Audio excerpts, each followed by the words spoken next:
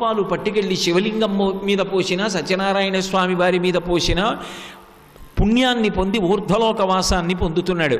ఇంత గొప్ప పాలని ఇవ్వగలిగినటువంటి ఆవున్నదే, అది పరమ పూజనీయమై పరదేవతాస్వరూపమై ఈ లోకంలో తిరుగుతోంది.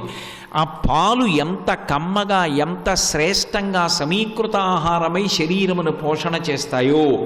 పాలొక్కటి తాగి పడుకున్నాడు అనుకోండి, భోజనం చేసినట్టే. పాలు సమీకృత ఆహారం. ఆ వాగ్దేవి యొక్క కటాక్షాన్ని పొందినటువంటి వ్యక్తి యొక్క మాటలు కూడా పాల అంత స్వచ్ఛంగా, అంత కమ్మగా, ఆత్మని పోషకత్వంతో నిలబెట్టగలిగినటువంటి సమర్థత కలిగినవై ఉంటాయిట. ద్రాక్ష పండు చూడండి, అన్ని పళ్ళల్లోకి తేలికగా తినడానికి ఉపయుక్తమైన పండేది అంటే ద్రాక్ష పండు. దానికి ఏం తొక్క కూడా తీయక్కర్లేదు. కసి నీళ్లలో కడిగేసుకుని ఒక్కొక్క పండు నోట్లో వేసుకుని, పళ్ళు లేనివాడు కూడా నాలుక పెట్టి పైదవడకి నొక్కితే టక్కుని చిట్లి తీయటి రసాన్ని చిమ్ముతుంది, శరీరానికి ఆరోగ్యాన్ని ఇస్తుంది. అందులో ఉన్నటువంటి పిప్పి కూడా బయటికి వదిలిపెట్టక్కర్లేదు, అది కూడా సారభూయిష్టమై శరీరాన్ని కాపాడుతుంది. ద్రాక్షరసం ఎలా ఉంటుందో, పాలు ఎలా ఉంటాయో, తేనె ఎలా ఉంటుందో, అలా ఆ విన్న మాటల వలన అందరూ కూడా పరిపుష్టిని పొంది ఉన్నతమైనటువంటి సంస్కారమును పొంది మరింత వృద్ధిని పొందడానికి వీలైనటువంటి రీతిలో అత్యంత సారవంతమైన మాటలు ఎవరి నోటి వెంట ఎప్పుడూ వస్తూ ఉంటాయో. అది కూడా ఎలా? ఆపదలందు ధైర్యగుణ మంచిత సంపదలందు దాల్మియున్ భూపసభాంతరాళమున పుష్కళవాక్యతురత్వమాజి బాహాపటు శక్తియున్ యశమునందనురక్తియు ప్రకృతి సిద్ధగుణంబులు సజ్జనాళికిన్ అంటాడు భర్తృహరి.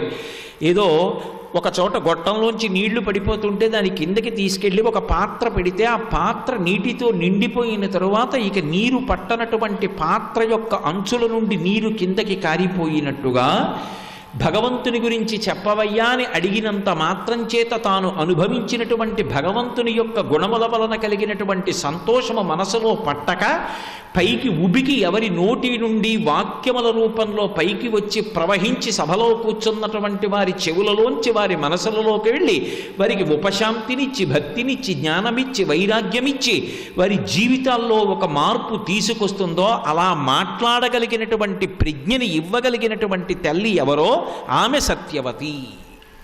ఆమె వాగ్దేవతాస్వరూపిణి. అంటే సరస్వతీ కటాక్షంలో అత్యంత పై స్థాయిలో నిలబడేటటువంటి తల్లి. ఆవిడ అనుగ్రహం ఉన్నదా?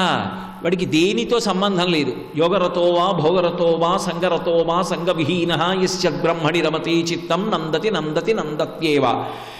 శరీరం మనకు ఆరోగ్యం ఉన్నదా లేదా, యోగమున్నదా లేదా, భోగమున్నదా లేదా, ధనమున్నదా లేదా అన్నదానితో సంబంధం లేకుండా ఎప్పుడు మధురమైనటువంటి పదార్థం తిన్నవాడు మళ్ళీ త్రేడు పుచ్చినప్పుడు తీయటి పదార్థాన్ని నోటిలోకి వచ్చినటువంటి రీతిలో భగవంతుని గుణములను స్మరించి స్మరించి స్మరించి ఆనందపడిపోయి ఎప్పుడు అవకాశం వస్తే అప్పుడు దాని గురించే తన చుట్టూ ఉన్న వాళ్లతో మాట్లాడగలిగినటువంటి ప్రజ్ఞావంతుడు అవుతాడు. అటువంటి వాగ్దేవీ కటాక్షాన్ని ప్రసరించగలిగినటువంటి సరస్వతీ స్వరూపానికి సత్యవతీదేవి అని పిలుస్తారు. ఆమె బ్రహ్మశక్తి.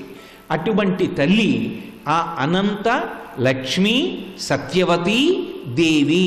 అంటే ఇప్పుడు అర్థమైంది? రుద్రశక్తి అయినటువంటి పార్వతి, విష్ణుశక్తి అయినటువంటి లక్ష్మి, బ్రహ్మశక్తి అయినటువంటి సత్యవతి లేదా ఆ వాగ్దేవి, ఈ ముగ్గురు కలిపి దేవి. దేవి అన్న మాటకు అర్థం ఏంటంటే దివు అని. దివు అంటే ప్రకాశించున్నది. నిజమునకు ఆమెకు రూపము లేదు. ఆమె తటిల్లత సమరుచి షట్చక్రోపరి సంస్థిత అని లలితా సహస్రం. పార్వతీదేవి ఎలా ఉంటుంది అంటే తటిల్లత, మెరుపు తీగ ఎలా ఉంటుందో అలా ఉంటుంది. లక్ష్మీదేవి ఎలా ఉంటుంది? హిరణ్యవర్ణాం హరిణీం సువర్ణ రజతస్రజాం, బంగారు తీగ ఎలా ఉంటుందో అలా ఉంటుంది. సరస్వతీదేవి ఎలా ఉంటుంది? శరజ్యోత్స్నా శుద్ధాం శశియుత జటాజూట మకుటాం. శరజ్యోత్స్న అంటే శరత్కాలంలో ఉండేటటువంటి చంద్రబింబంలోని కాంతి ఎలా ఉంటుందో అలా ఉంటుంది. అంటే నిజానికి అమ్మవారి యొక్క లక్షణం ఏమిటి? కాంతి స్వరూపిణి ఆవిడ కాంతి రూపంలో ఉంటుంది. కాంతి రూపంలో ఉండి లోకాన్ని కాపాడుతూ ఉంటుంది ఆవిడ. అందుకే మీరు చూడండి, ప్రతి ప్రాణి యందు ఏదో ఒక కాంతి ఉంటుందో. తామర పువ్వు చూడండి, ఒక కాంతి. ఒక చామంతి పువ్వు చూడండి, ఒక కాంతి. ఒక మల్లె పువ్వు చూడండి, అందులోంచి ఒక వెలుగు.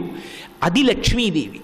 ఆ తేజస్సు ఉన్నదే, ఆ ఉత్సాహం ఉన్నదే, ఆ సంతోషం ఉన్నదే, ఆ మంచి గుణములన్నీ కూడా లక్ష్మీ స్వరూపం, అవన్నీ సరస్వతీ స్వరూపం, అవన్నీ పార్వతీ స్వరూపం.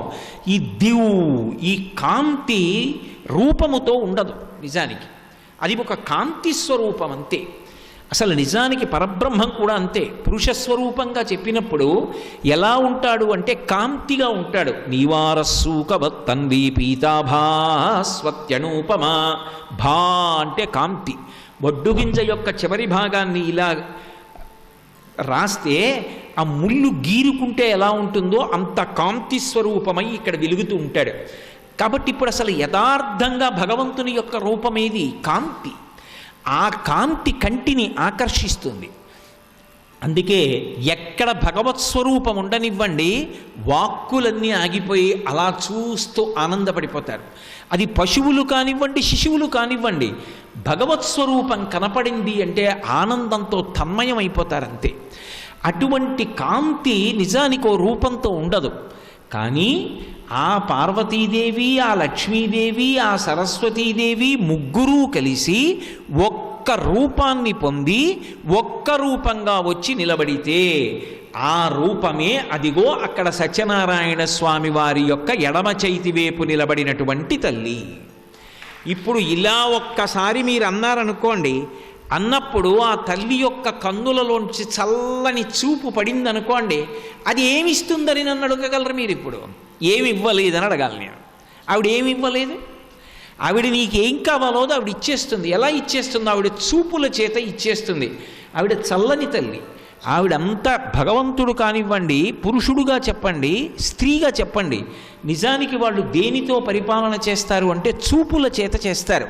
అందుకే పోతన గారు కూడా భాగవతం ప్రారంభం చేస్తూ శ్రీకైవల్య పదంబు చేరుటకు నైచింతించదన్ లోకరక్షైకారంభకు భక్తపాలన కళా సంరంభకున్ దానవోస్త్రేక స్తంభకు కేళిలోల విలస దృగ్జాల సంభూత నానా కంజాత భవండ కుంభకు మహానందాంగనాఢింబకున్ అంటారు. కేవలము తన చూపుల చేత కొన్ని కోట్ల బ్రహ్మాండములను సృష్టించి నడిపి లయం చెయ్యగలిగినటువంటి ఆ పరబ్రహ్మస్వరూపానికి శ్రీకైవల్య పదం చేరుకోవడానికి నమస్కరిస్తున్నానంటారు. భగవంతుణ్ణి పురుషుడిగా చెప్పినా చూపుల చేత పోషిస్తాడు. అదే పరబ్రహ్మశక్తిగా స్త్రీగా అమ్మవారిని చెప్పినప్పుడు ఆవిడ కూడా చూపుల చేతనే పోషిస్తుంది. అందుకే శంకరాచార్యుల వారి కనకధారా స్తోత్రం అంతా కూడా చూపు మీదే ఉంటుంది. వందే వందారు మందారమిందిరానంద కందలం అమందానంద సందోహం మందిరం సుందరం ఇందిరం సుందరాననం అంగం హరీహ పులకభూషణమాశ్రయంతి భృంగంగనీవ ముకుళాభరణంతమాలం అంగీకృతాకిల విభూతిరపాంగలీలా మాంగల్యదస్తు మమ మంగళదేవతాయాః ముగ్ధా ముహుర్విదధతి వదనే మురారేః ప్రేమత్రపా ప్రణిహితాని గతాగతాని మాలాదృశోర్మధుకరీవ మహోత్పలేయ సామే శ్రియం దిశతు సాగర సంభవాయాః. ముగ్ధా ఏది చెప్పండి అదే చెప్తారు. అన్నీ కలిసిపోయినటువంటి ఆ తల్లి యొక్క తత్వాన్ని అందరూ అందులోనే ఉన్నారు అని ప్రతిపాదిస్తారు. అందుకే గీర్దేవతేతి గరుడధ్వజ సుందరీతి శాకంబరీతి శశిశేఖరవల్లభేతి సృష్టి స్థితి ప్రళయకేళిష సంస్థితాయై తస్మై నమస్త్రిభువనైక గురోస్తరుణ్యై. సృష్టికర్త శక్తి అయినా ఆవిడే, స్థితికర్త శక్తి అయినా ఆవిడే, లయకర్త అయినటువంటి పరమశివుని యొక్క శక్తి అయినా ఆవిడే.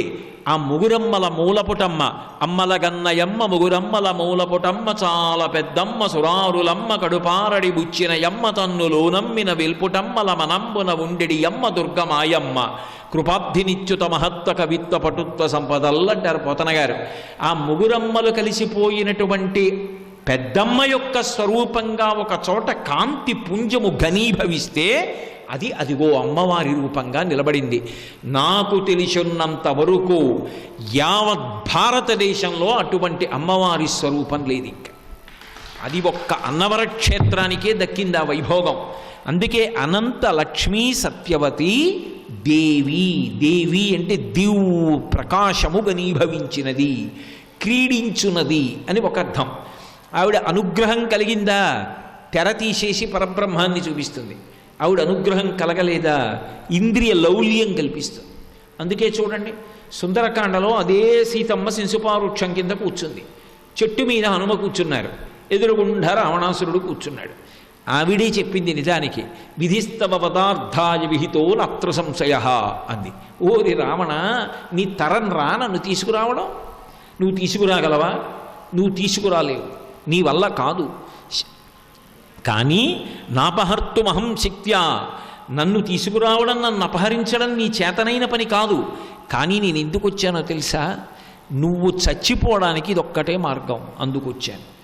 నన్ను నువ్వు అపహరించేటట్టుగా నీ యందు బుద్ధి పుట్టి నేను అపహరించి తెచ్చాననేటటువంటి అహంకారం నీకు కలిగితే నీ మృత్యువుని నువ్వు వండుకుంటున్నావురా అందావిడ.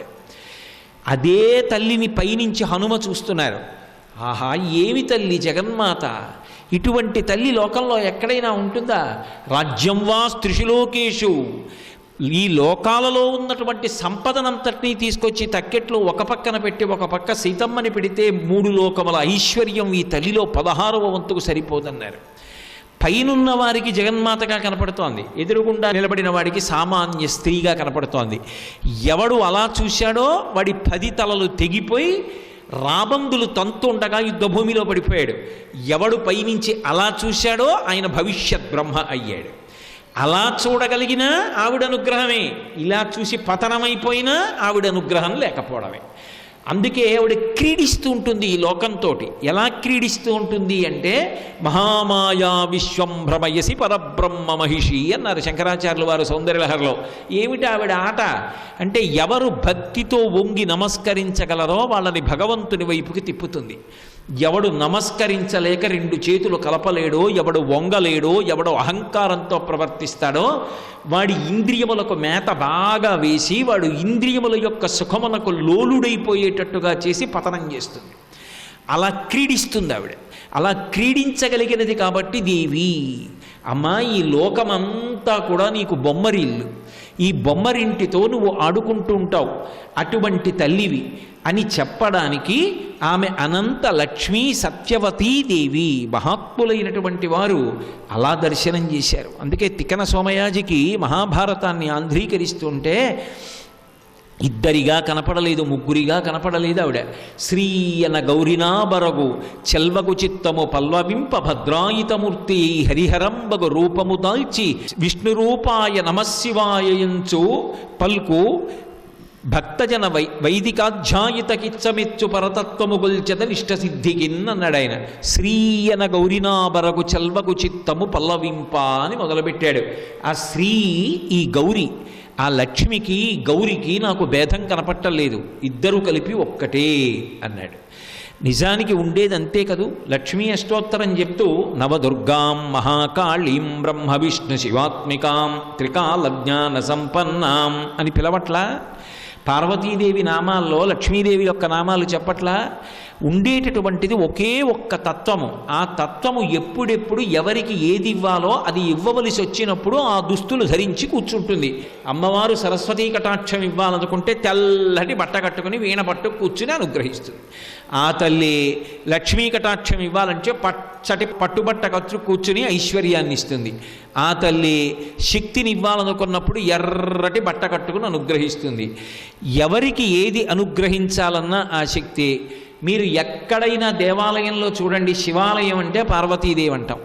అసలు బ్రహ్మగారికి దేవాలయం లేదనుకోండి, ఒకవేళ శారదాదేవి గుడి అంటే సరస్వతీదేవి మందిరం. ఒకవేళ లక్ష్మీదేవి దేవాలయం అన్నామనుకోండి, ఆవిడ పద్మాంలో కూర్చుని లక్ష్మీదేవిగా ఉంటుంది. కానీ ఒక్క అన్నవరంలో ఉన్న గొప్పతనం ఏమిటో తెలుసా? ఆ తల్లి పరబ్రహ్మస్వరూపిణి కనుక దేవి, ఆ తల్లియే వాగ్రూపిణి, ఆ తల్లియే లక్ష్మి, ఆ తల్లియే పార్వతి. ఇన్ని కలిసినటువంటి మూలపుటమ్మ ఎవరున్నదో ఆ లలితాపరాభట్టారిక, ఆ కంచి కామాక్షి, ఆ పరదేవత, ఆమె ఎవరున్నదో ఆమెయే ఆ పీఠం మీద విరాజమానురాలై కూర్చుంది.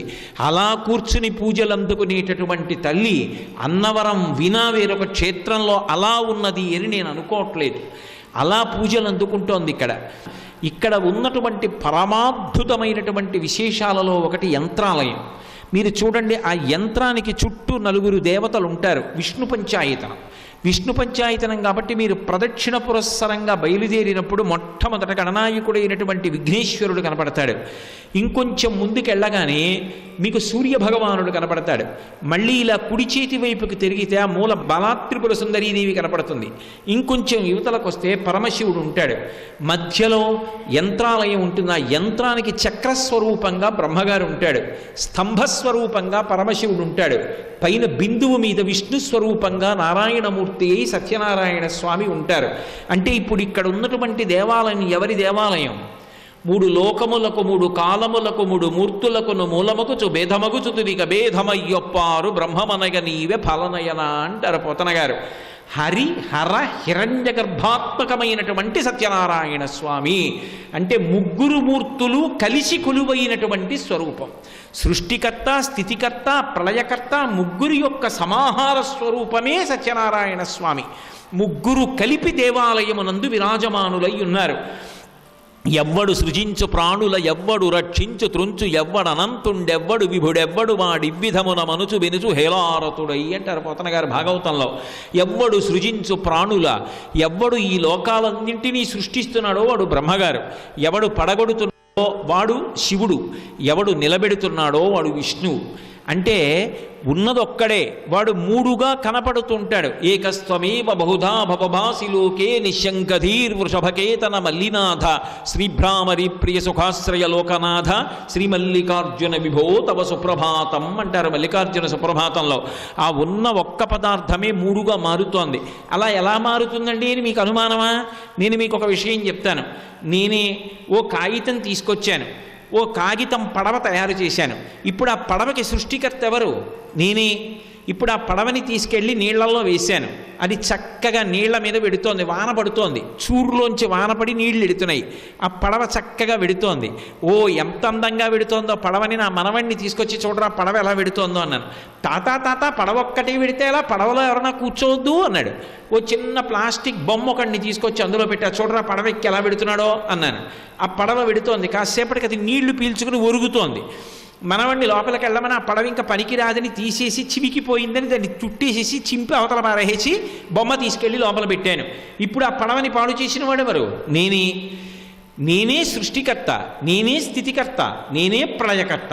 ఒక్కొక్కటి చేసినప్పుడు నేను బ్రహ్మ, నేను విష్ణువు, నేను పరమశివుడు. అంటే పరమశివుడు అంటే పాడు చేసేవాడు ఒక్కటే అని అర్థం చేసుకోకండి. లయకర్త పరమేశ్వరుడు అన్న మాటకు అర్థం ఏమిటంటే రాత్రి నిద్రాకాలిక సుఖాన్ని ఇచ్చేవాడు కాబట్టి ఆయనకి లయకర్త అని పేరు. స్వల్పకాలిక లయం, నిద్రాకాలిక సుఖాన్ని ఇస్తాడు ఆయన. రాత్రి నిద్రాకాలిక సుఖాన్నిచ్చి మనం అందరం ఇంద్రియాల చేత సుఖములను అనుభవించి బడలిపోతే, ఇంద్రియములకు శక్తిని ఇవ్వకపోతే, తెల్లవారి లేచేటప్పటికి మళ్ళీ ఇంద్రియములు ఉత్సాహంగా నిలబడకపోతే మన పనులు మనం ఎలా చేసుకుంటాం? కాబట్టి శివుడు చేసే మొదటి ఉపకారం. రెండవది ఆత్యంతిక ప్రళయం, జ్ఞానం ఇస్తాడు. మూడవది మహాప్రళయం. ఎన్ని కోట్ల జన్మలెత్తినా భగవంతుణ్ణి పొందలేకపోతే ఆఖరణ ఉరే నేనే మిమ్మల్ని పొందేస్తానులేంట్రా అని మైనపు ముద్ద నల్లపూసల మధ్యలోకి వచ్చి పడి అంటించుకున్నట్టు జీవులందరినీ తానే పొందేస్తాడు. సర్వం శ్రీ ఉమామహేశ్వర పరబ్రహ్మార్పణమస్తు. స్వస్తి.